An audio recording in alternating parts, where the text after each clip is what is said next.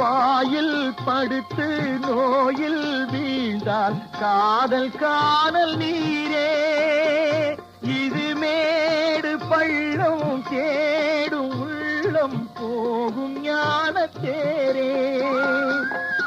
இல்லறம் கேட்டால் துறவறம் பேசும் இதயமே மாறிவிடு. நான் வாழ்ந்து பார்த்து சாய்ந்த தென்னை உன்னை நீ மாற்றிவிடு. இது கால தேவனின் கலக்கம், இதை காதல் என்